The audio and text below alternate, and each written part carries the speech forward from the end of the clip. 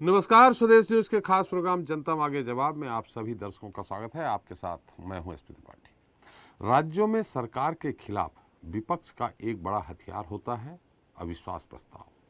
अविश्वास प्रस्ताव वह निंदा प्रस्ताव है जिस पर सरकार के मंत्रियों और विधायकों को भी विपक्ष के सवालों का जवाब देने के लिए तथ्यों के साथ तैयार रहना पड़ता है।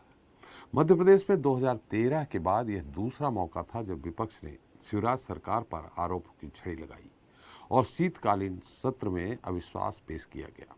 विपक्ष ने सरकार के खिलाफ 51 बिंदुओं पर करीब 104 पन्नों का आरोप पत्र दाखिल किया था। सदन में सत्ता पक्ष ने आरोप पत्र स्वीकार किया और इस पर चर्चा के लिए तैयार हो गई। अविश्वास प्रस्ताव पर चर्चा करने के लिए कांग्रेस जहां सरकार को घेरने की पूरी कोशिश में थी, तो वहीं सत्ता पक्ष के मंत्री और विधायक भी निश्चित नजर आ रहे थे। अविश्वास प्रस्ताव पर रात करीब 12:30 बजे तक सदन में चर्चा हुई। देर रात कांग्रेस विधायकों ने सदन के बाहर आकर भी धरना दिया और सरकार पर आरोप लगाए। प्रदेश में शिक्षा व्यवस्था, भ्रष्टाचार, अवैध खनन, आदिवासियों की हालत, पेशा एक्ट, सिंचाई की व्यवस्था और किसानों की कर्ज माफी जैसे मुद्दों पर कांग्रेस के विधायकों ने जमकर आरोप लगाए। कांग्रेस के विधायकों ने जहां सरकार पर आरोप थोपे, वहीं सत्ता पक्ष के मंत्रियों ने भी 2018 में सत्ता में आई कमलनाथ सरकार पर भी सवाल उठाए।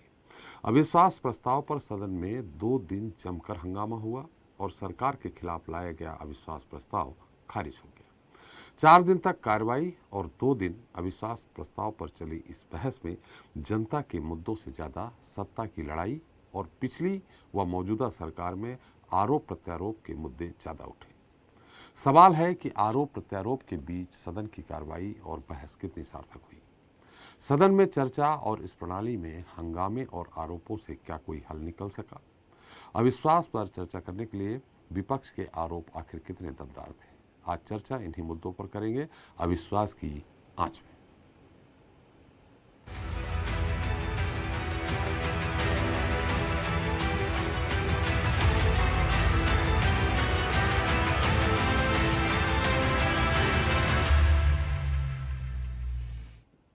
तो सदन में अविश्वास प्रस्ताव पर चर्चा के दौरान सरकार पर छोटे से लेकर बड़े आरोप लगे। कांग्रेस के विधायकों विजय लक्ष्मी साधो, सज्जन सिंह वर्मा और जीतू पटवारी ने सरकार पर कई सवाल दागे। विधायकों ने प्रदेश के उच्च शिक्षा मंत्री को माता सीता पर दिए गए बयान पर भी घेरा, माफी मांगने की मांग की। सदन में जय श्री राम, जय सिया राम के नारे भी लगे। बीजेपी और कांग्रेस के विधायकों के बीच आरोपों के साथ तल्खी भी हुई। सरकार के खिलाफ अविश्वास प्रस्ताव के मुद्दे पर चर्चा करेंगे, लेकिन उसके पहले देख लेते हैं हमारी एक खास रिपोर्ट। मध्य प्रदेश विधानसभा के शीतकालीन सत्र में विपक्ष के अविश्वास प्रस्ताव पर जमकर हंगामा हुआ। विपक्ष में बैठी कांग्रेस ने जो आरोप लगाए थे, उस पर सीएम शिवराज ने जोरदार जवाब दिए। अविश्वास प्रस्ताव पर मुख्यमंत्री शिवराज सिंह चौहान के जवाब के दौरान सदन में खूब बहस हुई। विपक्ष के आरोपों पर पीडब्ल्यूडी मंत्री गोपाल भार्गव गुस्से में खड़े हुए और विपक्ष को जमकर लताड़ा। नेता प्रतिपक्ष नेता ने 3 बार विधानसभा इस मामले में लगाए, लिखित में भी स्थगन सूचनाएं दी, ध्यानाकर्षण सूचनाएं दी, आप उस वाक्यबंदी थे, लेकिन आपने कभी स्वीकार नहीं किया कि हम लैपटॉप देंगे। दिया तो बात अलग है, आप देंगे ये भी नहीं कहा आपने, कभी मुख्यमंत्री ने कहा। आदिवासियों के मुद्दे पर मुख्यमंत्री के बोलने पर सदन में जोरदार हंगामा हुआ।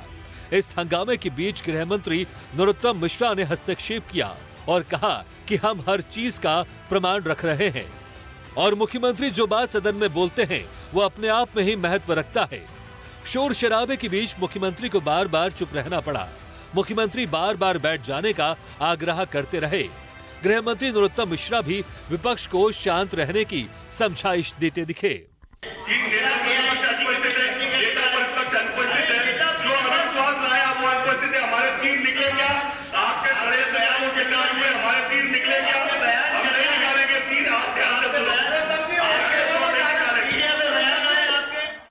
अविश्वास प्रस्ताव का जवाब देते हुए मुख्यमंत्री शिवराज सिंह चौहान ने कहा कि ऐसा लचर अविश्वास प्रस्ताव मैंने तो देखा ही नहीं। अगर अविश्वास की बात करें तो कांग्रेस में कौन किस पर विश्वास करता है समझ में नहीं आता।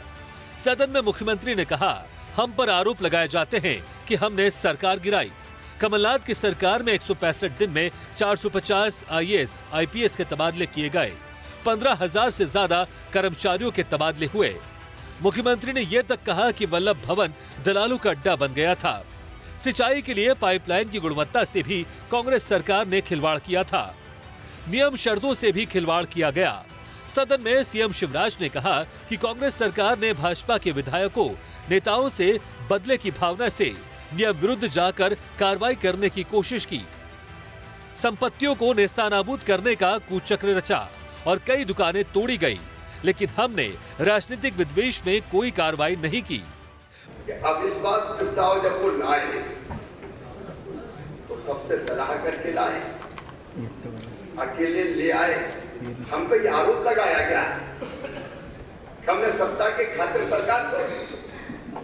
आज मैं माननीय अध्यक्ष महोदय प्रकट करना चाहता हूं, रात में मैं ये निश्चय करके सोया था कि सवेरे ही मैं इस्तीफा दूंगा। हमें अगर तोड़नी होती तो माननीय अध्यक्ष महोदय हम बनने ही नहीं देते। लेकिन अध्यक्ष महोदय सबसे बड़ा प्रमाण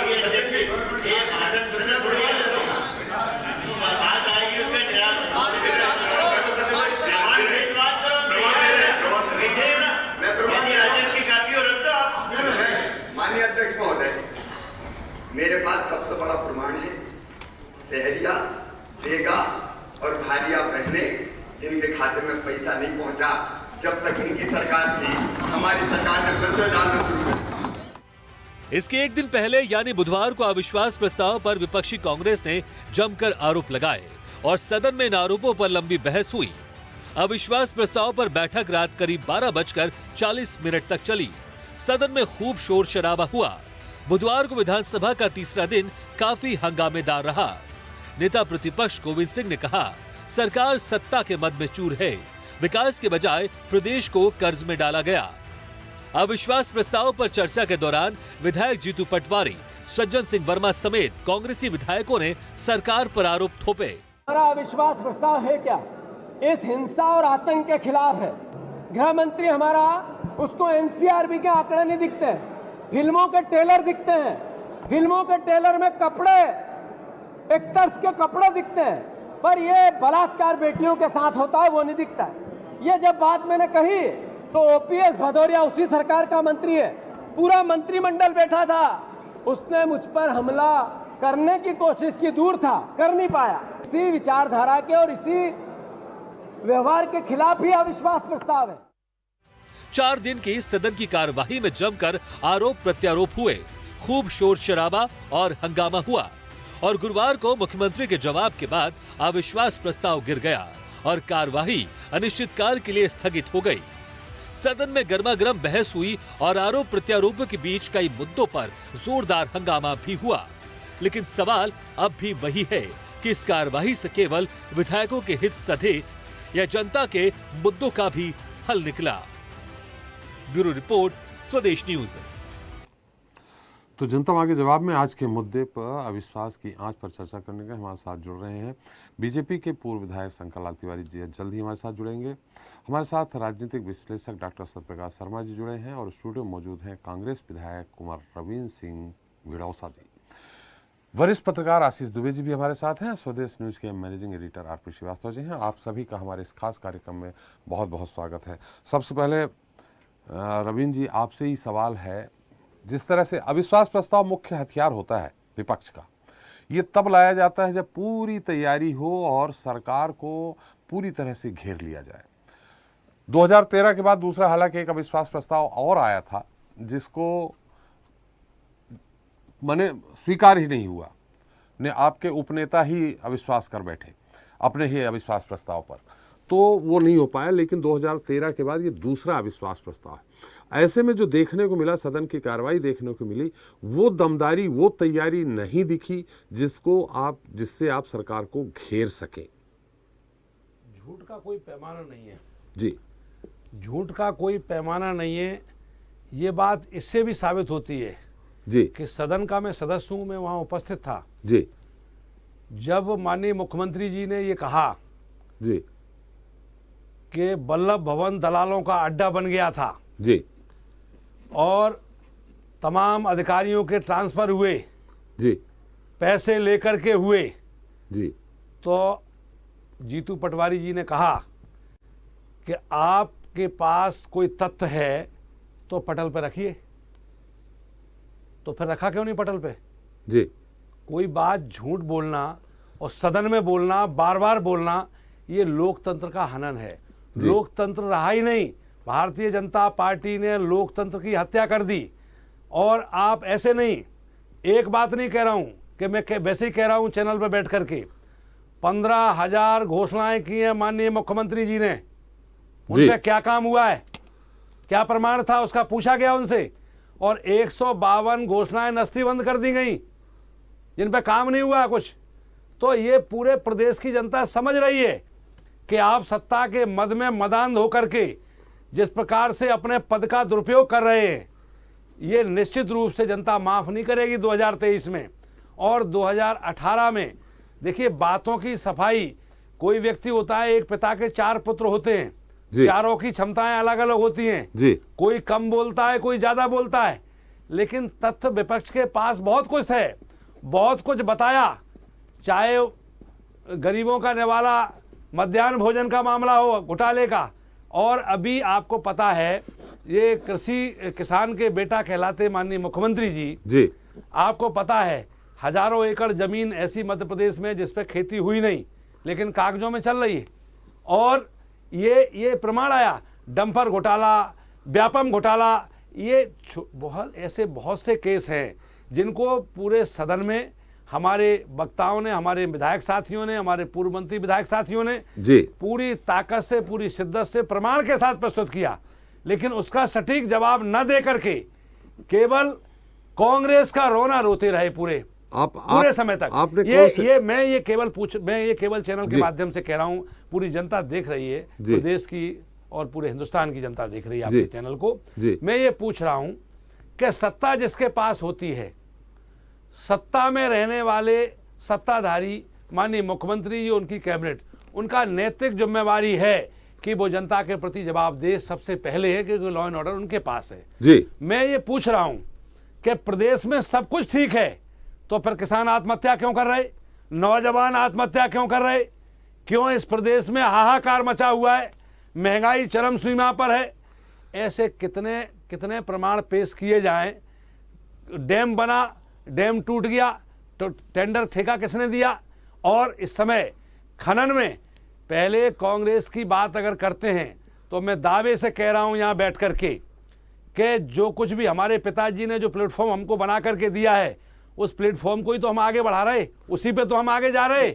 मैं ये कह रहा हूं राजनीति में सबका हक है, लेकिन सच्चाई ये है कि आज भारतीय जनता पार्टी पर संपत्तियां जो बेच रही है, क्या उन पर संपत्तियों में पारदर्शिता है क्या? अगर हमारे तो मुरैना की बात कर लूं कि वहां रोडवेज का बस स्टैंड बेच दिया गया जिसकी कीमत हजारों करोड़ रुपया है आज की तारीख में। क्या बेच दिया? और उसकी रोडवेज बस स्टैंड जी, और उसकी बिक्री कितने में हुई, आप जानकारी करो उसकी। तो ये सारी चीजें जो है, एक मोटी कहावत है हमारे चंबल में, कहते हैं कि राजा हो चोरी करे न्याय कौन से जाए। न्याय कौन करेगा?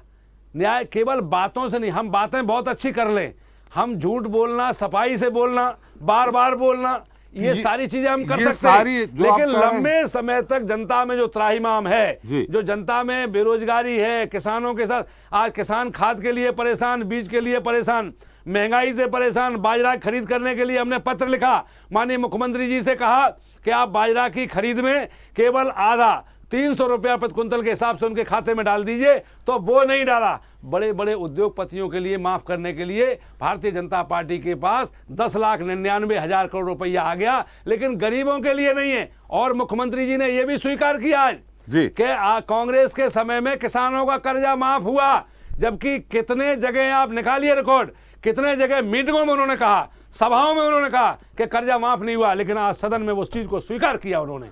आप बिल्कुल, आपकी तैयारी बहुत अच्छी, मान लेता हूं, लेकिन जो सदन के अंदर देखा गया उसमें जो आप सारे प्रमाण ये बता रहे हैं, ऐसा कोई भी प्रमाण प्रस्तुत नहीं हुआ जिससे सरकार पूरी तरह से घिर जाए, निशाने पे आ जाए। सरकार ने कौन सा प्रमाण पेश कर दिया जी? झूठ बोलने के अलावा कौन सा प्रमाण ऐसा पेश कर दिया? मैं कह तो रहा हूं कि उन्होंने जिस प्रकार से कहा कि बल्लभ भवन दलालों का अड्डा बन गया, IAS IPS के ट्रांसफर में पैसे लिए गए, तो कहा तो हम लोगों ने, विपक्ष के लोगों ने, कि आपके पास कोई साक्ष्य है तो रख दो पटल पे, तो नहीं रख पाए उसको। लेकिन और हम प्रमाण के साथ कह रहे हैं कि घोटाले जितने हुए उसमें प्रमाण दिए, जीतू पटवारी जी ने दिए, सज्जन वर्मा जी ने कहा, उसमें हमारे नेता प्रतिपक्ष डॉक्टर गोविंद सिंह जी ने कहा, प्रमाण के साथ दिया वो उस चीज को। लेकिन सच्चाई को जब स्वीकार नहीं करना है, सत्ता के मद में जब मदान होते जो लोग अपने आप को भगवान समझ बैठते, जनता उनको लंबे समय तक माफ नहीं करती है। ये प्रजातंत्र है। जी आशीष जी, आपने पूरी सदन की कार्रवाई देखी, इसके पहले भी बहुत सारे अविश्वास प्रस्ताव आए, उन पे बहस देखी, आपको कैसा लगा ये अविश्वास प्रस्ताव? कितनी तैयारी के साथ था? 2013 के बाद एक अविश्वास प्रस्ताव आया था, दूसरा अविश्वास प्रस्ताव तो स्वीकार ही नहीं हुआ उस समय देखा। इसके पहले भी 2000 से आप अविश्वास प्रस्ताव देखते आ रहे हैं, कैसा रहा इसमें? कितनी तैयारी के साथ विपक्ष ने हमला बोला? देखिए, विपक्ष की तैयारी, इसमें तैयारी से ज़्यादा थोड़ा शुरुआती उत्साह ज़्यादा इसमें था जी। और अगर हम इसको कंपेयर तो नहीं करना चाहिए, लेकिन 2011 में जो अविश्वास प्रस्ताव आया था जी। वो ज़्यादा प्रभावशाली था कांग्रेस का, और उसमें सरकार को काफ़ी मशक्कत करनी पड़ी थी उन सारे अविश्वासों को झुटलाने में जी। तो आज इस बार जो हुआ है, इसमें ये एक तो मोटे तौर पे ये हो गया है, ये सिंधिया वर्सेस कांग्रेस के मंत्री, यानी जो सिंधिया खेमे के जो मंत्री हैं सरकार में जी। और जो कमलनाथ सरकार के मंत्री थे, उनके खिलाफ द्वंद्व ज़्यादा नजर आया पूरा जी। और इसमें पॉलिटिकल ताने और ये सब ज़्यादा चले जी। अगर प्रशासनिक रूप से कांग्रेस ने तैयारी तो की होगी, लेकिन मुझे लगता है कि कांग्रेस को और समय लेना था इसमें, जब बहुत पहले ये प्रक्रिया शुरू करनी थी। तो एक बड़े और तथ्यात्मक आरोप यदि आते तो ज़्यादा तथ्यों के साथ वो आरोप आते तो सरकार को ज़्यादा परेशानी होती, क्योंकि सरकार शुरू में नानुकुर कर रही थी इस अविश्वास को लेने में। तो सरकार जिस स्टेज पे है अभी इस वक्त में, 18 साल की सरकार है और एंटी इनकम्बेंसी का जो फेज़ है और जो बहुत सारी उसकी इंटरनल जो परेशानियां हैं सरकार की, उसको लेकर के भी सरकार पे मनोवैज्ञानिक दबाव बनाया जा सकता था, कोशिश की गई। लेकिन देखिए, एक तो विधायक दल जो कांग्रेस का था उसमें भी कहीं कहीं थोड़ा सा दरारें नजर आई, और अब आप ये देखिए कि जो सीनियर मोस्ट नेता हैं कांग्रेस में विधायक दल में, वो ही सदन में नहीं थे, कमलनाथ। तो कई बार ऐसा होता है क्योंकि वो मुख्यमंत्री रहे हैं तो उनके पीछे ज़्यादा लोग हैं, और अगर वो मौजूद होते तो और थोड़ा सा मतलब ऐसा कहा जाए कि एक सीनियर नेता हो या कप्तान हो तो भी एक मोटिवेशन बनता है और ज़्यादा प्रभावशाली तरीके से चीज़ें होती। लेकिन ये जो अविश्वास प्रस्ताव था, ये पॉलिटिकल आरोपों के साथ साथ तो था ही, लेकिन इसमें एक जो दूसरी चीज़ें आई हैं, इसमें एक सही बात जो बोली है इस पूरे उसमें, वो लक्ष्मण सिंह ने बोली हैं।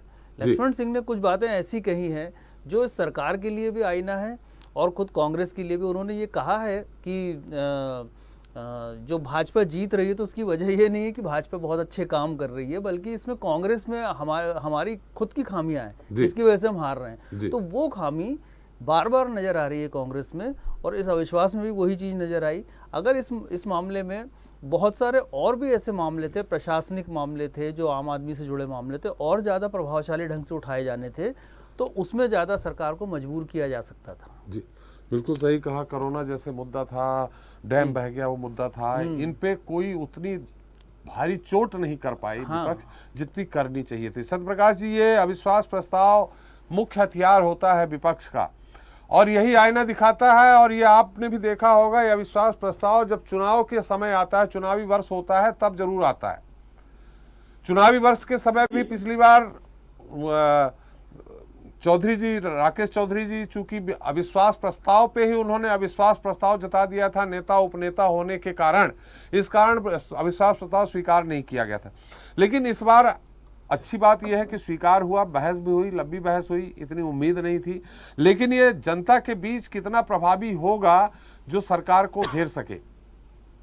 जी जी, देखिए त्रिपाठी सर, 2003 के बाद से जब से बीजेपी पावर में आई है जी, चलिए थोड़ा बहुत समय वो छोड़ दे कांग्रेस का, कमलनाथ जी के समय का, तो ये देखा जा रहा है कि हाउस में स्ट्रेंथ आज के समय में कांग्रेस की सर्वाधिक है जी।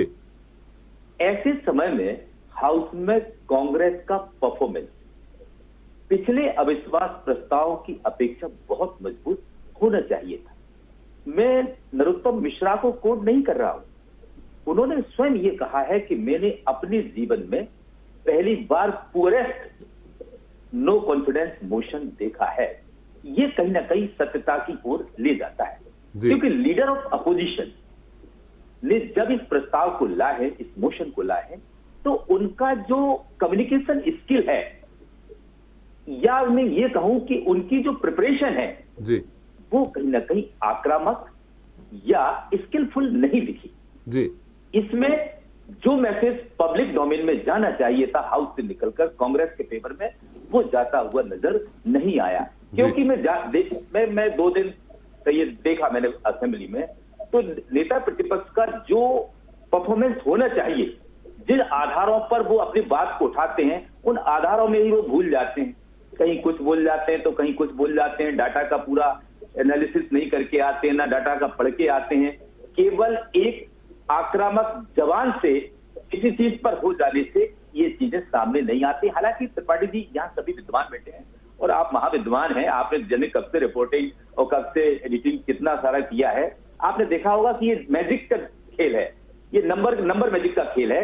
हम सब जानते हैं कि जब भाजपा पे 126-27 अगर नंबर्स हैं और कांग्रेस के पास 96-97 नंबर बचते हैं, ऐसी स्थिति में जानते हैं कि ये नो कॉन्फिडेंस मोशन कभी भी उतना इंटरेस्टिंग पब्लिक में नहीं हो सकता जब तक कि सरकार के गिरने और मिटने की या बनने की व्यवस्था पर नहीं होता है। हालांकि इस माध्यम से, क्योंकि ये हमारे पास डेमोक्रेटिक राइट है, मध्य प्रदेश के इतिहास में कभी भी अविश्वास प्रस्ताव के माध्यम से सरकार नहीं गिरी है कभी।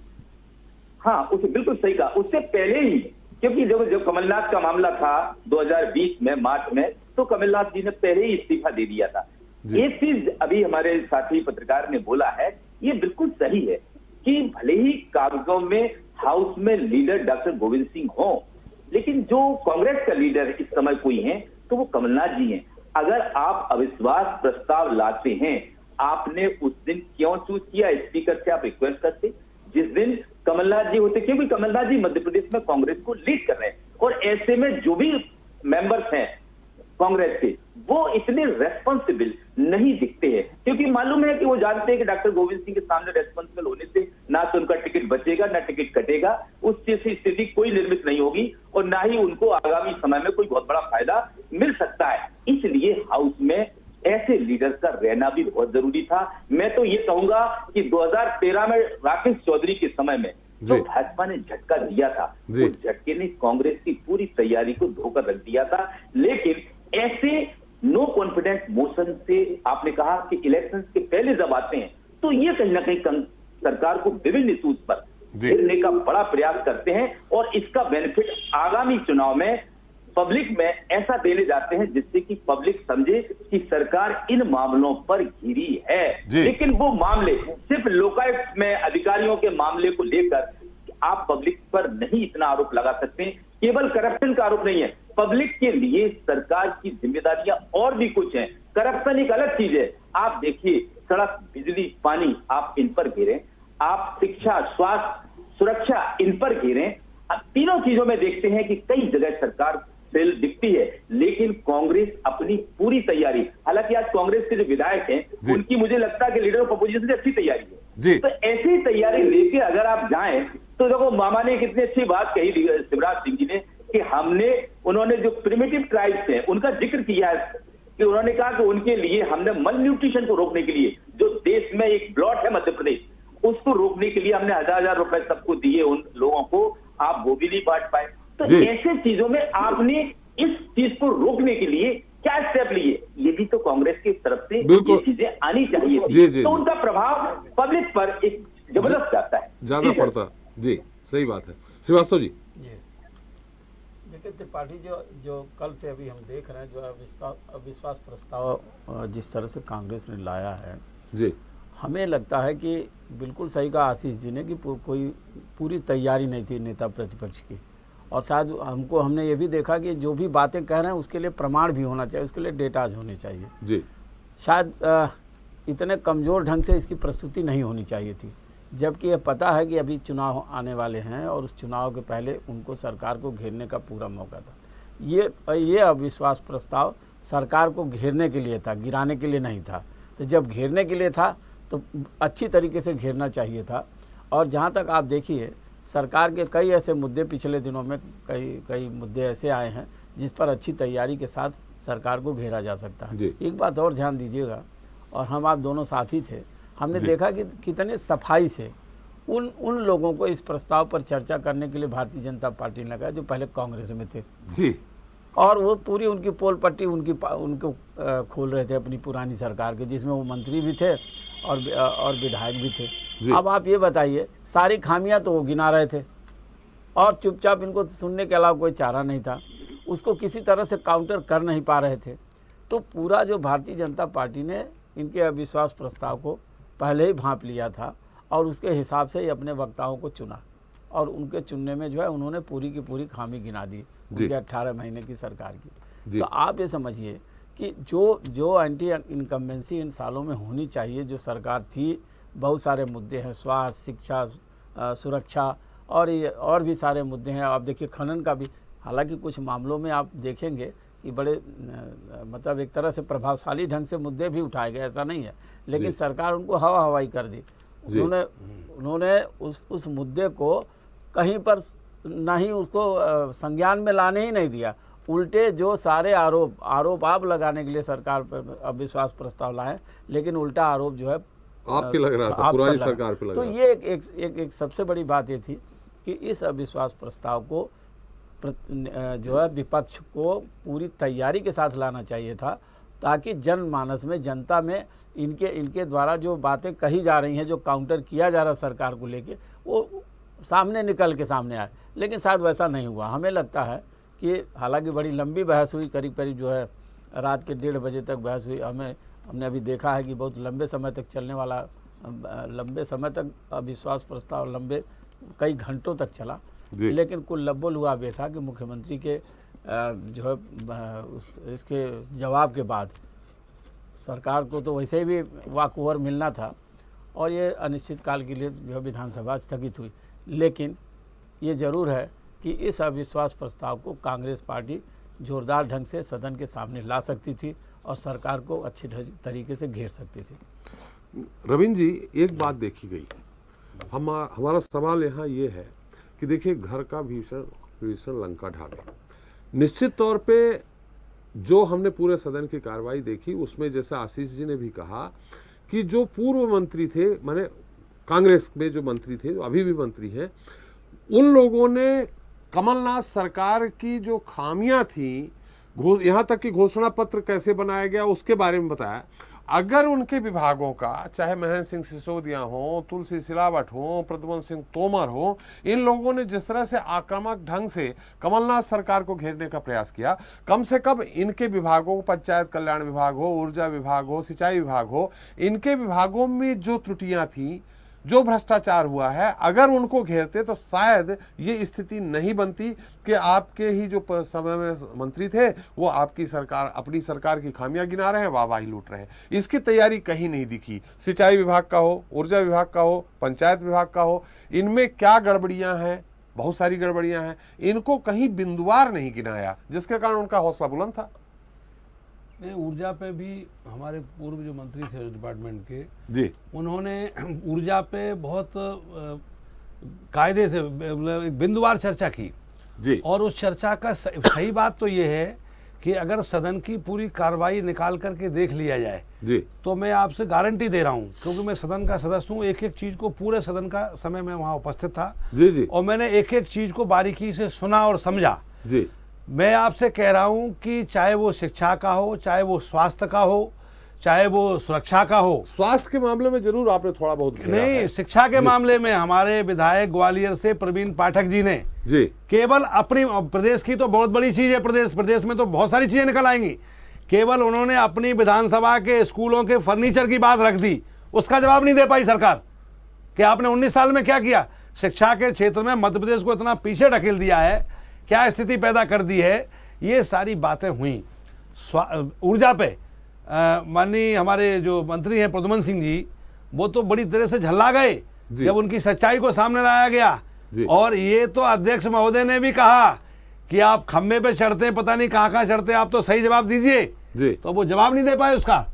तो ये ऐसा नहीं है कि बात एक भी ऐसा पॉइंट नहीं है जो तथ्यात्मक ढंग से, चाहे ओमकार मरकाम जी ने आदिवासियों का मुद्दा आया हो तो उन्होंने सीएम साहब को नर्मदा के पुजारी कह करके और बताया कि आप वहाँ गए थे और इंडिया में रुके थे और आपने कोई वायदा किया था। तो आज ये बताइए, जब विपक्ष याद दिला रहा है तब उस बाई की याद आ रही है, तब आप आदेश दे रहे हैं अधिकारियों को। ये क्या है? इससे क्या मानेंगे इसको लापरवाही मानेंगे या हकीकत में काम मानेंगे इसको? आपने किसी को कहा भाई ठीक है, आम आदमी गरीब आदमी है, आपने कहा कि आ जाना, हम आपका इलाज करवाएंगे, और आप इसके बाद आपने ध्यान नहीं दिया और आज आप सदन में खड़े होकर के आप आदेश दे रहे हैं अधिकारियों को। क्या संदेश देना चाहते? ये झूठ का पुलिंदा सरकार ने जो रखा है अपने सर पे, और मैं आपसे कह रहा हूं, ये मैं नहीं कह रहा हूं, मध्य प्रदेश की जनता में बच्चे में ये चीज पहुंच गई है कि आदरणीय शिवराज सिंह से बड़ा झूठा मुख्यमंत्री मध्य प्रदेश में दूसरा कोई अभी तक नहीं आया है। और ये ऐसे नहीं, 15,000 घोषणाएं जो हैं वो उसका प्रमाण है, और 152 घोषणाएं जो नस्तीबंद हो गई हैं उसका प्रमाण भी पेश किया हम लोगों ने। कैसा प्रमाण होता है? हर चीज पे, स्वास्थ्य पे, शिक्षा पे, बिजली पे, सुरक्षा पे। और मेरा निवेदन सुनिए आप, सुरक्षा पे हमारे गृह मंत्री जी सुरक्षा पे बोल रहे थे और बड़े अपनी पीठ थपथपा रहे थे कि हमने चंबल के बागियों को समाप्त, बागी शब्द का इस्तेमाल नहीं किया। मैं निवेदन कर रहा हूं चैनल के माध्यम से, और मैंने सदन में भी खड़े होकर के कहा, मैंने ये कहा कि चंबल में कोई डाकू और बदमाश नहीं पैदा हुआ है। अन्याय के खिलाफ बगावत करने वाले में कहीं क्षमता भारत में है तो वो चंबल के लोगों में है। और मैं कहता हूं कि कायरों को झाड़ती लताड़ें देशद्रोहियों को वीर उपजावती हैं चंबल की घाटियां। देश को विदेशी कोई गीदड़ निहारता तो सिंह सी दहाड़ती हैं चंबल की घाटियां। ये चंबल क्षेत्र को बदनाम करने की साजिश जो की गई है, मैं मीडिया के साथियों से भी हमेशा निवेदन करता हूं कि वहां बहुत उर्वरा जमीन है और भारत की सीमा की सुरक्षा करते हुए सबसे ज्यादा नौजवान भारत मां पे शहीद हुए हैं। आजादी के आंदोलन से लेकर के आज तक का इतिहास उठा लो, 7.5 लाख से भी ज्यादा नौजवान शहीद हुए हैं, उसमें सबसे बड़ी संख्या चंबल की घाटी की है। और आज भी भारत की सीमा की सुरक्षा करते हुए कोई नौजवान कंधे पे बंदूक लिए हुए खड़ा होगा तो उसमें भी बड़ी संख्या चंबल घाटी की होगी। मैं आपसे मैं केवल ये निवेदन कर रहा था, मैंने सुरक्षा पे जब बात की उन्होंने, तो मैं कह रहा हूं कि इसमें कोई योगदान नहीं है माननीय मुख्यमंत्री जी का और ये सरकार का। इसमें अगर योगदान किसी को जाता है, 3 प्रदेशों से चंबल गुजरती है, मध्य प्रदेश के मानपुर से शुरू होकर के, इंदौर के मानपुर से शुरू होकर के राजस्थान के रास्ते उत्तर प्रदेश के जालौन पर खत्म होती है। 38,000 वर्ग किलोमीटर का एरिया है। और अगर बागियों के समाप्त करने में किसी का योगदान है तो ये संचार मीडिया आदरणीय राजीव गांधी जी लेकर के आए थे मोबाइल, इसका बहुत बड़ा महत्वपूर्ण योगदान है। इसमें इनका कोई योगदान नहीं है। जयप्रकाश नारायण जी ने, सुब्बा राव जी ने 500 बागियों का आत्मसमर्पण कराया था। मुझे तो सदन में जो भी मौका मिला मैंने इस पर टोका है, आप उसको रिकॉर्ड में चेक करिए। जी सुरक्षा आपका कहने का मतलब पुलिस ने नहीं, ये मोबाइल फोन ने सबको सरेंडर, मोबाइल फोन ने सबसे बड़ा काम किया है। पुलिस को इसमें बहुत बड़ी सहायता मिली है जी इस काम को करने। चले हमारे तिवारी जी आ गए हैं। तिवारी जी बड़ा शायराना हो रहे हैं आज हमारे रवीन जी। उम्मीद करूंगा आप भी इसी कहीं से शुरू करेंगे, लेकिन हमारा सवाल आपसे ये है, अविश्वास प्रस्ताव सरकार के खिलाफ आया था, लेकिन जो पूरी बहस चली है, 2 दिन तक लगभग बहस चली है, उसमें पता चला कमलनाथ सरकार के खिलाफ अविश्वास प्रस्ताव, जो मंत्री कमलनाथ जी के समय थे जो बीजेपी पे चले गए हैं, ज्यादातर समय उन मंत्रियों को दिया गया कि तुम कमलनाथ सरकार की कमियां गिनाओ, उनमें खामियां क्या थी वो गिनाओ, न कि अपने ऊपर जो अविश्वास आया उसके बारे में कुछ भी नहीं। चाहे प्रद्युमन सिंह हो, महेंद्र सिंह जी हो, तुलसी सिलावट जी हो, गोविंद राजपूत जी हो, इन लोगों ने कमलनाथ सरकार की खामियां गिनाई, जबकि अविश्वास प्रस्ताव शिवराज सरकार के खिलाफ था। अपना स्पष्टीकरण देना था, उनकी कमियों से क्या लेने देना। तिवारी जी नहीं, आपकी बात का मैं उत्तर देने का प्रयास करूंगा जी। कांग्रेस के प्रवक्ता जो मोबाइल राजीव गांधी सब बोल रहे थे, मेरे को पल्ले नहीं पड़ा, मेरी मदद कर दीजिए कि मैं उनकी बातों का कहाँ से उत्तर दे पाऊंगा। उन्होंने बड़ा अच्छा शेर पढ़ा है, आप भी साराना अंदाज में रहते हैं, आप भी पढ़ दीजिए। अच्छी कविता पढ़ी है बागियों के वकालत में, तो उस कविता का भी उन्होंने मलम्मा निकाल दिया। उदाहरण दे सकता बागियों की हूँ। बात हो रही थी, आप कह रहे थे कि डकैत विहीन किया, और हमारे यहाँ सुन लीजिए, जो आप मिलिट्री फौज चिल्ला रहे थे बंधु, जी। सतना जिले में एक चूंद गांव, जी आदरणीय त्रिपाठी जी जानते हैं, जी। चूंद, जी। उस चूंद का एक घर भी ऐसा नहीं है जो पिछली 4-5 पीढ़ी से और फौज में भर्ती न हुआ हो और शहीद न हुआ हो। तो और मेरे बगल में चित्रकूट है, जी वहाँ डकैतों का आतंक था, जी आदरणीय त्रिपाठी जी खुद जानते हैं। जी, और जी। इसके पता आज नहीं है कोई वहाँ। और इस नाते चंबल के अंदर अच्छा पानी है, चंबल अच्छा उर्वरक है, वहाँ के युवक पौधों में ही अच्छी बात थी। और जिस कविता का पाठ आपने वहाँ रोजगार की बात हो रही है ना। किया, मेरे बंधु इसका जोश में नहीं आना चाहिए। मैं आपकी बात का उत्तर दे रहा हूँ। जी जी जी मैं आपसे ये कह रहा हूँ कि अविश्वास प्रस्ताव में आप कह रहे हो कि वो लग रहा था कि कमलनाथ के पीछे विश्वास प्रस्ताव था। कमलनाथ को वहाँ हाजिर नहीं थी उत्तर देने की। एक जवाब आया मुख्यमंत्री का छाती ठोक करके मध्य प्रदेश की विधानसभा में, सदन के अंदर है जो मुख्यमंत्री अविश्वास प्रस्ताव में कि 241 करोड़ रुपए पकड़े गए। कौन जवाब दे? कमलनाथ तो पहले से गायब थे। मेरा कहना त्रिपाठी जी, आप भोपाल में बैठे, कमलनाथ जी की सरकार तो गिर गई, सरकार शिवराज जी की थी, अविश्वास प्रस्ताव उनके खिलाफ था।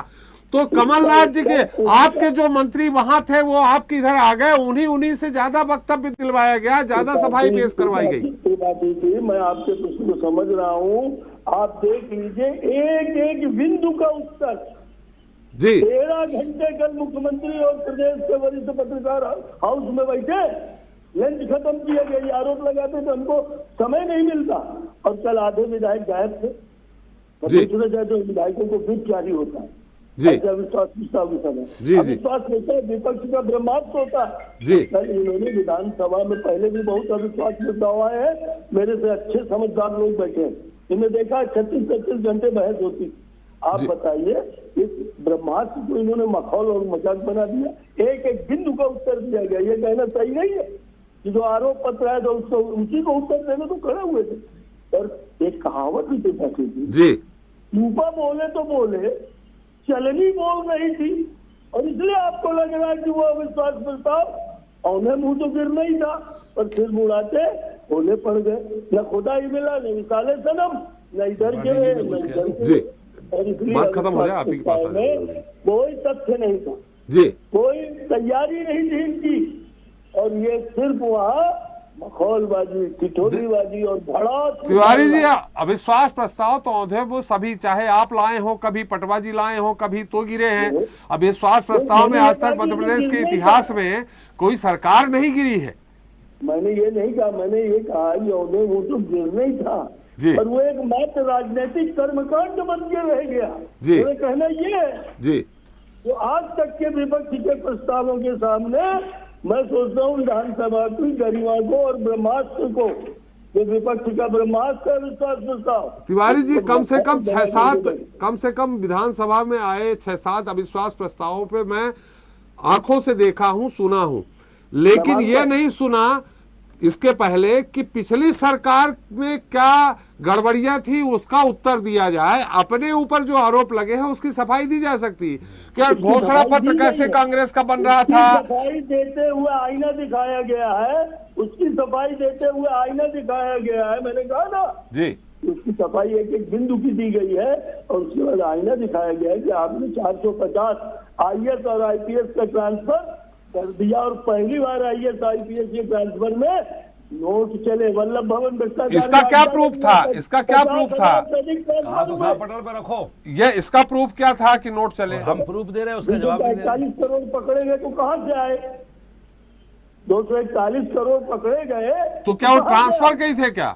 चलिए हम पूछ लेते हैं, रविंद्र जी हमारे साथ है। रविंद्र जी, तिवारी जी ने कहा 241 करोड़ पकड़े गए, कहां से आए? थोड़ा संक्षेप पे देखिए, एक बात समझ लो जी। वो एक बहुत अच्छी बात त्रिपाठी जी भी आपने कही जी। भारतीय जनता पार्टी के पास दूसरे की बुराई के अलावा, जी, मैं प्रदेश सरकार की भी बात कह रहा हूं, केंद्र सरकार की भी बात कह रहा हूं जी, अगर ये बहुत बड़े वचन के पक्के हैं जी, तो ईमानदारी से कहना, मैं केवल इस चैनल पे कह रहा जी। हूं, अब ये बात सदन में नहीं हो रही, सदन में तो सारी बात रिकॉर्डेड है, उसको निकालिए आप। मैं केवल एक बात का अगर ये जवाब दे दें, अगर वो झूठी है और सच्ची है, साबित हो जाए, क्या मुख्यमंत्री जी ने 15,000 जो घोषणाएं की हैं उनका काम हो गया है क्या? मैं केवल एक बात का जवाब मांग रहा हूं, बाकी सारी बातें यहीं पे हम कह रहे हैं कि सारा हमने अविश्वास लाए, हमने सरकार को नहीं घेरा, ये नहीं किया, सब कुछ कर लिया, सब में आप सबसे आगे हो गए। लेकिन मेरी एक बात का जवाब दो सिर्फ, कि ये 15,000 जो घोषणाएं की हैं, हम इसके खिलाफ अविश्वास लाए हैं, बताइए वो पूरी क्यों नहीं हुई? चलिए पूछ लेते हैं। 152 अस्थि बंद हो गई जी। दूसरी बात, माननीय प्रधानमंत्री, देश के प्रधानमंत्री हैं मोदी जी, सबसे बड़ा संवैधानिक पद पे बैठे हुए, राष्ट्रपति के बाद सेकंड नंबर पद प्रधानमंत्री का होता है। मैं पूछ रहा हूं, 2 करोड़ लोगों के रोजगार की बात कही थी या नहीं? 15 लाख रुपए खाते में आएंगे, कहा था या नहीं? ये केंद्र सरकार के खिलाफ वापस लाएंगे, कहा था या नहीं? रविंद्र जी, भ्रष्टाचारी से मुक्त करेंगे भारत को, कहा था? केंद्र सरकार के खिलाफ अविश्वास प्रस्ताव मैं ये नहीं कह रहा हूं, मैं ये कह रहा हूं कि बात केवल ये नहीं हो रही है जी। ये भारतीय जनता पार्टी के ऊपर जब भी कोई बात आती है तो सीधे कांग्रेस की उस पर पहुंच जाते हैं। मैं पूछ रहा हूं, चलिए एक बहुत अच्छी बात आपने कही, उत्तर ले लें। आप केवल सदन में अविश्वास प्रस्ताव की बात और उस पर बात करेंगे कि इधर उधर की बात करेंगे? जी चलिए पूछ लेते हैं। ये है, तिवारी इसका जी जवाब दीजिए। तिवारी जी, देखिए, मैंने पहले भी कहा है कि अगर आप चूपा बोले तो बोले, चलनी क्या बोले, मैंने कहा एक बिंदु का जवाब किया गया, गलत बोलते हैं, रिकॉर्ड रिकॉर्ड नहीं है तो बता दो ना, ये 15,000 घोषणाओं को बताओ। किया है तो कांग्रेस आपके पास रिकॉर्ड है तो 15,000 घोषणाओं का रविंद्र जी कह रहे हैं कि 15,000 जो घोषणाएं की हैं और ये जनता कह रही है उसका उत्तर पूछना चाहिए। झूठे मुख्यमंत्री हैं, झूठी घोषणाएं करते हैं। रविंद्र जी उत्तर सुन लीजिए। 15,000 घोषणाओं की बात कर रहे हैं, इनकी कपोल कल्पित अब वो चलनी और उसकी बात है। हमने घोषणाएं पूरी नहीं की होती हमारे मुख्यमंत्री ने तो 3 के बाद तो आप बता दो ना, 8 के बाद आप बता दो, मैं रिकॉर्ड आपको दे देता हूँ उसका, आपको रिकॉर्ड दे देता हूँ 15,000 घोषणाओं का, और 152 अस्थि बंद हुई वो भी दे देता हूँ। आप तो केवल इसी पे जवाब दे दो, पूरी हुई, बाकी बातें तो हैं बहुत सारी जो है उनकी पूर्ति के लिए काम लगे हुए हैं। नहीं, बिल्कुल गलत, बिल्कुल गलत। पूरी न करते, हम आपको प्रमाण दे रहे हैं, आप हमें प्रमाण दे दो। हो गया अविश्वास पूरा, तुमने पूरी, इसलिए अविश्वास है कर्जा माफी का जनता का। 25-30 हजार के कर्जे माफ किए, और ये तो मुख्यमंत्री जी ने स्वीकार कर लिया आज, ये स्वीकार कर लिया त्रिपाठी जी आज। जी जी जी, ये स्वीकार कर लिया। और पहले कहते थे मंचों पे कि वो कोई माफ नहीं हुआ कर्जा, ये तो स्वीकार कर लिया। ये तो कमल पटेल जी ने कृषि मंत्री रहते हुए स्वीकार किया है। कौन सच्चा है, ऐसी साबित हो गया। संख्या भी दी है कितने किसानों का कर्जा माफ हुआ है, इसके पहले की विधानसभा में हो चुका है। पत्नी साहब का भी कर्जा माफ हुआ। रविंद्र जी सुन लीजिए तिवारी जी क्या कह रहे हैं। मुख्यमंत्री जी के भाई का कर्जा माफ हुआ जी। मैं नहीं, वो तो विधानसभा में पहले भी कहा कमल जी हम तो त्रिपाठी जी सिर्फ एक बात का जवाब चाह रहे हैं, 15,000 घोषणाएं जो की है, उनकी बात तो आने क्या हुआ। रविंद्र जी बात आने दीजिए। बैठा दिया, इसलिए अविश्वास है जनता हो गए, जिनका ब्याज माफ करना पड़ा इस सरकार को, मुख्यमंत्री जी को। ब्याज की मत कहो, 3,98,000 कर्जा है। आपने 2 लाख की बात करी, 2 लाख दे देंगे, नहीं 10 दिन में मुख्यमंत्री साफ कर देंगे। 25-30 हजार 40 हजार के कर्जे आपने देखिए, यही तो मैं सवाल कर रहा हूं कि अविश्वास प्रस्ताव शिवराज जी के सरकार पे था, लेकिन ऐसा लगा कमलनाथ जी की सरकार जो रही है उस पे अविश्वास प्रस्ताव आ रहा। जो सही बात है वो ना कह करके उल्टी बात। झूठ का पुलिंदा था जी। कांग्रेस के विधायक और कांग्रेस का नेतृत्व बौना साबित हुआ, तथ्यों को आंकड़ों को नहीं रख सका, तो क्या हम इनकी आरती उतारते? चलिए ठीक है। अविश्वास इसीलिए तो है तिवारी जी, घोषणाएं कर दी, काम नहीं हुआ। चलिए एक बार फिर हुआ, आप असत्य बोल रहे हो। नहीं हुआ, हम प्रमाण आपको त्रिपाठी, वैसे तो मैं व्यक्तिगत रूप से बात नहीं करता हूँ, आप वरिष्ठ हैं, लेकिन अगर आप ये कह रहे हो व्यक्तिगत मेरे तरफ इशारा कर रहे हो तो मैं कह रहा हूँ आपसे, मैं प्रमाण प्रस्तुत कर सकता हूँ कि 15,000 जो घोषणाएं हुई हैं उनका मैं प्रमाण दे सकता हूं, उन पे काम नहीं हुआ है, और 152 अस्थि बंद हुई। इसी बात का विश्वास है जनता में, जनता में अविश्वास है इसी बात का है, भ्रष्टाचारी का, बेरोजगारी का, किसानों की भुखमरी का, इसी का। और मैं चंबल की जो बात कर रहा था मैं इसलिए कर रहा था कि वहां रोजगार की आयाम बहुत है, इन्वेस्टर मीट वहां क्यों नहीं करते मुरैना भिंड में जाकर के, ताकि वहां रोजगार के लिए आए, उद्योगपति आए वहां उद्योग लगाएं, उनको बुलाओ ना इन्वेस्टर मीट करके। चलिए। केवल बागियों को कह करके बदनाम करने की साजिश कर रहे हो चंबल क्षेत्र को। उद्योगपतियों को उद्योग लगाने आप बुलाओ ना, कौन बुलाएगा? लॉ एंड ऑर्डर किसके पास है? सरकार किसके पास है? बुलाओ और बुला करके वहां उद्योग लगवाओ ताकि नौजवानों को रोजगार मिले। कि आप कब तक चिल्लाते रहोगे कि चंबल में डाकू है बदमाश? मैं दावे से कह रहा हूं कोई डाकू बदमाश नहीं हुआ। अन्याय के खिलाफ बगावती लोग हैं, बगावत करने की क्षमता रखते हैं। चलिए एक बार तिवारी जी, नेता का पता नहीं था कमलनाथ का, विधानसभा में क्यों मुर्दा हो गए? चलिए तिवारी जी, टीवी में हमारा जवाब दे नहीं पा रहे नेता कैसे दे देंगे? तिवारी जी समय भी हो रहा है। सत्यप्रकाश जी थोड़ा संक्षेप में आपकी टिप्पणी चाहेंगे, थोड़ा बहुत संक्षेप में। बड़ी समय भी हो रहा है जी जी सर, क्या बताएं? पूछे सर प्लीज। आपकी टिप्पणी चाहेंगे इस पूरे अविश्वास प्रस्ताव 2 दिन चली। हालांकि मुझे उम्मीद नहीं थी कि अविश्वास प्रस्ताव स्वीकार होगा, इतना लंबा समय दिया जाएगा, लेकिन इस बार मैंने देखा तिवारी जी बधाई कि आपने अविश्वास प्रस्ताव स्वीकार करवाया और इतना लंबा समय भी दिया। जी त्रिपाठी जी, आपने ये बहुत अच्छा सवाल पूछा है जी। इस विधानसभा सेशन में कि पहले ही ये स्पष्ट दिख रहा था कि बीजेपी का जो स्टाइल था जी, वो इसलिए उन्होंने रखा कि कहीं ना कहीं ये जो कांग्रेस मजबूत स्थिति में अगर नंबर्स में है जी, तो वो ये जिन मामलों में मीडिया में या हाउस के बाहर जो घेर रही है उस पर यहाँ चर्चा हो, क्योंकि उन्हें पता था कि कांग्रेस कभी यूनाइटेडली सामने आ ही नहीं सकती और ना ही इतना अच्छा परफॉर्म कर सकती है कि जो मुद्दे हैं, चाहे आयुष्मान कार्ड का मुद्दा हो, चाहे राशन का मुद्दा हो, इन मुद्दों पर वो कहीं पहुंचे ही नहीं। और आज देखिए सबसे ज्वलंत समस्या जो थी, आप देखिए कि जो हेल्थ वर्कर्स हैं, जो संविदा के हैं या आउटसोर्सेस से हैं या दूसरे प्लेटफॉर्म से आए हैं, उन पर कहीं ध्यानाकर्षण लाकर कोई चर्चा हो, क्योंकि अनएम्प्लॉयमेंट एक बड़ा कारण है, यूथ है। और ये आपने देखा होगा कि कई बार ऐसा हुआ है, ना केवल मध्य प्रदेश बल्कि देश के कई राज्यों में, कि जब जब कर्मचारी अधिकारी किसी सरकार से नाराज हुआ उसने सरकार को सबक सिखाया। इस मुद्दे पर कांग्रेस कहां चली गई ये समझ में नहीं आ रहा। इसलिए मुझे ऐसा लगता है कि चाहे चाहे पार्लियामेंट्री मिनिस्टर हो या सीएम, स्वयं ये चाहते थे कि confidence motion, no confidence motion आए और उस पर हम चर्चा करें और क्लैरिफिकेशन दें कि ये कांग्रेस जो ला रही वो सत्य है या नहीं, जिससे कि पब्लिक में दूध का दूध और पानी का पानी हो। मैं तो ये मान के चलता हूं, कंक्लूडिंग कमेंट देता हूं कि कांग्रेस जिस ताकत के साथ उसको नो कॉन्फिडेंस मोशन लाना चाहिए था, उसमें लाने में मुझे बेहद नजर आती दिखी हाउस के अंदर। जी आशीष जी, खैर अविश्वास प्रस्ताव आ गया, उम्मीद है कि एक और आए जुलाई के आसपास। आपने भी देखा होगा जब अजय सिंह नेता प्रतिपक्ष थे तो बिल्कुल चुनाव के ठीक पहले लाए थे, वो स्वीकार नहीं हो पाया। लेकिन इस बार ये देखना पड़ेगा, हालांकि अविश्वास प्रस्ताव इस तरह से आते हैं उससे थोड़ा शिवराज सरकार बचती रही है। इस बार क्या लगा, पूरा दरिया दिली से उन्होंने स्वीकार किया कि उसमें भी कुछ कमी रह गई? हालांकि इसके पहले जो अविश्वास प्रस्ताव है, शायद अगर टोटल टाइम कैलकुलेट किया जाए तो पहले ज़्यादा देर तक बहस हुई है इस बार की अपेक्षा। हाँ सही बात है जी। बहस भी उस तरह से नहीं हुई और जितनी तथ्यात्मकता से या जितनी लयात्मकता से होनी थी वो भी नहीं हुई। तो ये एक स्ट्रेटेजी बीजेपी की तरफ से भी थी, एक माइंड गेम था कि वो कांग्रेस पर उनकी पुरानी सरकार के और पुराने मंत्रियों के जरिए हमले कराएं और लीड लें, तो ये भी था। दूसरी तरफ कांग्रेस इसको शायद कांग्रेस ये समझ नहीं पाई कि ये भी हो सकता है। बिल्कुल कांग्रेस ये समझ नहीं पाई, या अगर समझती या और प्रॉपर होमवर्क होता तो वो उन पर भी अटैक कर सकते थे, लेकिन फिर बात पूरी तरह से राजनीतिक हो जाती है और वो हो भी गई हालांकि।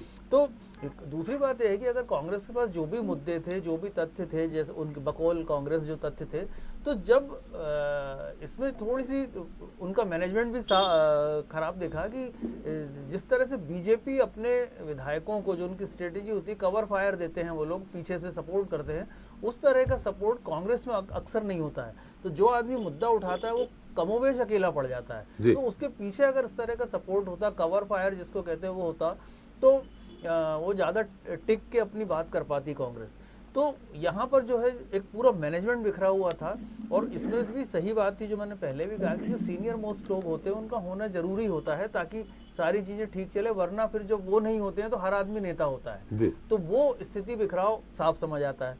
तो अब जबकि ये स्थिति, ये हालात बन चुके हैं, तो बेहतर होगा कि हम सलाह तो नहीं देते, लेकिन बेहतर होगा कि इससे सबक सीख के अगला कोई अगर कांग्रेस कदम उठाए, सदन के अंदर उठाए या बाहर उठाए, तो पहली बात तो वो ये संदेश देने की, संकेत देने की कोशिश करे कि वो सब एक है, यूनाइटेड है और एक मत है और एक राय है। अगर ये होगा तो ही चीज़ें आगे बढ़ पाएंगी, क्योंकि जैसा कि बीजेपी के साथ है, बीजेपी की सरकार भले ही है, लेकिन जनता में बहुत ज़्यादा संतुष्टि नहीं है, क्योंकि बहुत सारे मुद्दे ऐसे हाल में खड़े हो गए हैं जिससे निपटना किसी भी सरकार के लिए मुश्किल है। और बीजेपी के साथ जो है बहुत सारी घोषणाएं हो रही हैं, बहुत सारे इवेंट हो रहे हैं, तो ऐसी स्थिति में उन सबको मीट करना बहुत बीजेपी के लिए भी दिक्कत होगा। जैसा कांग्रेस ने बहुत सारे वादे कर दिए तो नहीं कर पाई, तो इसका जो राजनीतिक जो ज़रूरत है, जो वो बीजेपी कांग्रेस को ज़रूरत है कि उस पर प्रॉपर होमवर्क करे और ग्राउंड वर्क करे, मैदान में भी दिखे और होमवर्क और विचार बेहतर तरीके से करे, तो ही हो पाएगा। क्योंकि अभी तो ये जो परीक्षा जो हुई है इन दोनों में, तो इन दोनों में मैं नहीं कह सकता कि दोनों पास हुए हैं, दोनों कहीं ना कहीं दिक्कत में हैं। हालांकि इस परीक्षा का रिजल्ट 11 महीने बाद आएगा। श्रीवास्तव जी, जिस तरह से विपक्ष तैयारी की थी उससे कहीं ज़्यादा सत्ता पक्ष ने तैयारी की। आपने देखा होगा गोविंद राजपूत जी ने जो भाषण दिया कि किस तरह से घोषणा पत्र बनाया गया, घोषणा पत्र में क्या गड़बड़ी हुई, एक मंत्री के विधायक पीछे 3-3, 4-4 विधायक लगा दिए गए कि इनको भैया तुम्हें आर्थिक रूप से संपन्न बनाना है मंत्रियों के साथ। इस तरह की तमाम वो चीज़ें खोल करके बाहर रख दी गई। तो इसका मतलब सीधे सीधे सत्ता पक्ष ने ज़्यादा तैयारी की थी। नहीं, बिल्कुल सही कहा त्रिपाठी जी।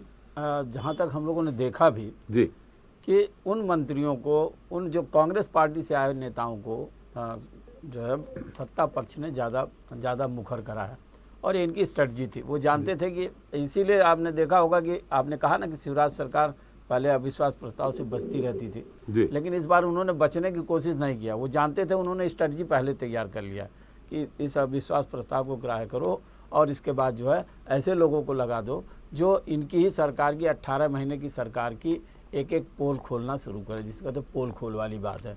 और जहाँ तक मुद्दों की बात है, हमें नहीं लगा सर, अगर जो विपक्ष ने मुद्दे उठाए, गंभीर मुद्दे भी उठाए, ऐसा नहीं है, लेकिन उन मुद्दों से ध्यान डाइवर्ट किया गया, और शायद यही वजह है कि, और उसको जो है कांग्रेस ने काफ़ी मजबूती से इस मामले को सामने लेके नहीं आई। आपने कहा ना, आशीष जी ने कहा कि एकदम जैसे बिखरे हुए थे लोग, उनको बैकअप जो बैक कवर नहीं कर रहे थे, तमाम चीज़ें हैं। एक्चुअली क्या होता है कि देखिए, भारतीय जनता पार्टी और कांग्रेस में ही अंतर है। हमेशा जो है जो भी बात बोली जाती है पार्टी की ओर से, भारतीय जनता पार्टी के जो सत्ता पक्ष के साथ विधायक हैं उनको पीछे से सपोर्ट मिलता है, लेकिन यहाँ पर अकेला छोड़ दिया जाता है। अभी आपने देखा होगा जीतू पटवारी या अन्य जो विधायक थे जिन्होंने मुखर ढंग से मुद्दे को रखा, लेकिन उस पर उतना रिस्पांस, उतना ज़्यादा आक्रामक पूरी पार्टी के विधायक नहीं हो पाए, जबकि होने का मौका था। तो ये सब सारी बातें हैं, और इनको देखने के बाद ये लगता है कि कांग्रेस को अब अगले अगर कोई अविश्वास प्रस्ताव आता है, अब पता नहीं ग्राह्य होता है कि नहीं होता है, लेकिन एक चीज़ और है कि अगर आता है तो पूरी तैयारी के साथ आना चाहिए।